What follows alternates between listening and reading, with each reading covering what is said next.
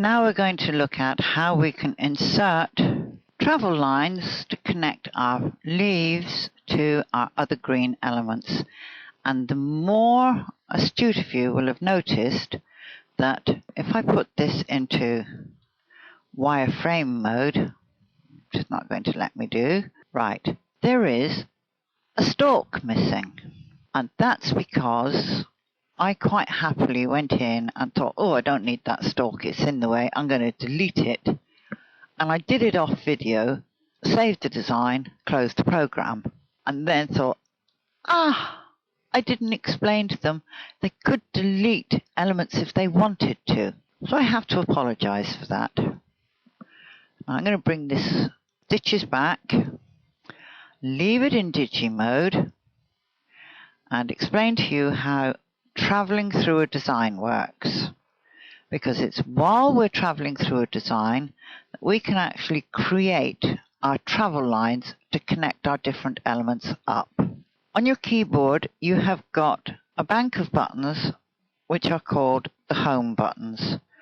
Insert, home, page up, delete, end, page down. Below those, you have got directional arrow keys. Up, left, down, right. If you tap the home key, everything in your screen goes black because you have sent the design home. The cursor is now sitting right at the start in the middle of the hoop. It hasn't moved yet. So until we tell it to do something, it's not going to do anything.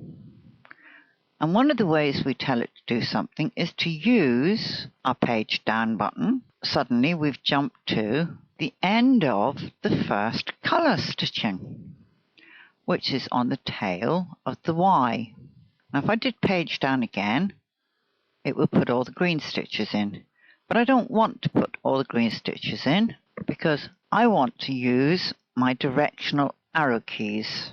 If I tap my right facing arrow key, it moves my cursor, my digitizing maze, through the design, a stitch at a time. One tap equals one stitch. If I use the down, it takes it through 10 stitches at a time, a little bit faster. So if I hold it down, it zips like it doesn't exist. It's great. But I want to take that back. And so I'm going to use my left arrow key. Now I'm not certain that you can see this, so I'm going to try and increase the magnification without losing the screen. There's my cursor. Now if I use the left arrow key, I'll bring that back down to the beginning. Now unfortunately, it's not too easy to see what's what and where it is because areas of black are in the way. Okay, so I'm going to left arrow key until I get to the first jump that leads to that branch. Let me move the screen. Here we go.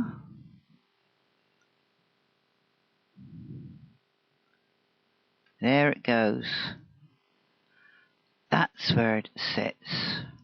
Okay, I don't want it there. So if I place all of these up one, now it's placed it up there. So I'm going to put it up another one. And now it's placed it where I want it, which is at the base of this one, but still not quite in the right position because I want it sitting at the top, which is exactly where it is now. That's lovely. So I'm going to click off that, and then I'm going to back arrow key. Right. Back down to there.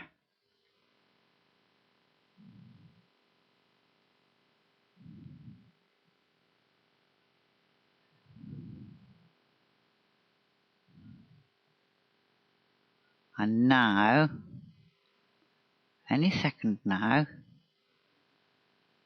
it should take a little walk across to the bottom of that bit there. Yep. Oh, it's wrong direction. Ah, fiddlesticks.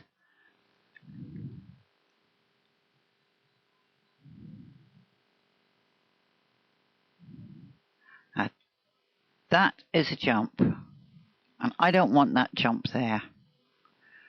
So I go and pick up my run line tool. I click into the center of my digitizing maze, and I come up to that little circle. That jump is gone. Okay.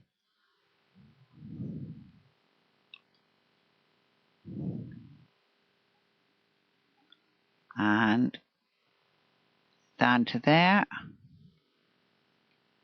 There is the start of my jump. I click into it. I've still got my tool. And then I arrow back. And I click into it. And then that's that jump gone. No, I missed it.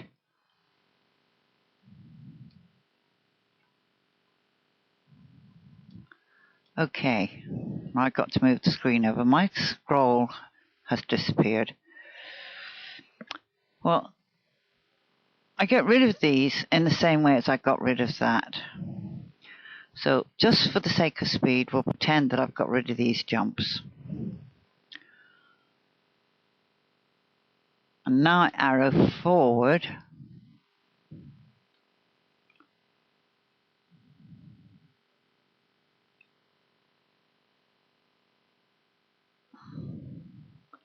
There is the jump. So I go back to the bottom of that one, which is there, and I insert my travel line. And I follow around the thickest part of my design so as I can hide it. Walk my cursor across, and I click into the center of my cursor. Now that jump has gone. Okay. Now I continue with that stem.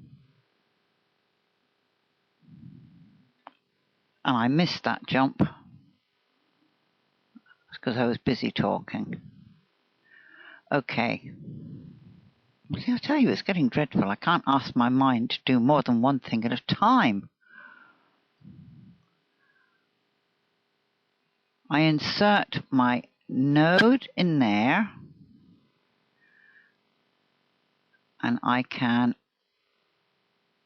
run a travel stitch up here, taking a route that will bury my travel line under stitches which haven't yet been stitched. Now I walk my digitizing maze, which is still down here, up to where it would have gone, which is there. So I'm going to take it back to the first stitch, otherwise it won't lock in and I will still have a jump. There it is. And then finish my travel, follow an angle into that. Now I have connected my stitches, all my green elements together, and I won't have a jump going from end of this one up to the beginning of that one, because on my machine I don't have auto trims, and every time my hoop makes a jump it stretches the bobbin thread underneath and it stays stretched. So the very next time the needle goes in and that stretched bobbin thread wraps around that needle, the amount of tug it creates is enough to bend the needle. And even though I buy my embroidery needles by the 100, I would rather they didn't break that often or get bent, because a bent needle can do a lot of damage to your embroidery machine without you even being aware of it. Okay, So now I'm going to tell that end, and we'll do a very quick stitch simulation because this one's going on a bit again now. I'll take that down to about 150. That's it. Right, I'm going to speed that through the lettering. There we go. There's the Y. There's our first colour. Up into the arm, the leaf, first stem. Aha. I missed a jump there.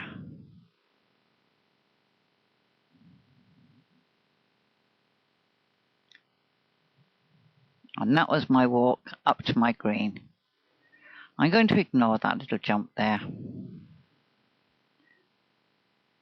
And can you see the hole in the petal? Now we have the body. And let's brush that through. Thank you. We'll get to the flowers. There we go.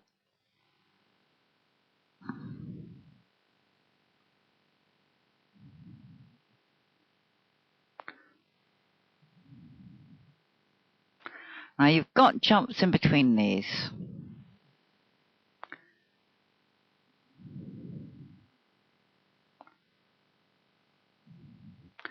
So you have to either trim by hand as they happen, otherwise they get stitched in and they're a pain to remove. Or if you've got a machine with auto scissors, you get a whole pile of lock stitches. And I mean, they cause their own problems as well. They can cause little hard lumps on the back, which can actually impede the travel of the hoop.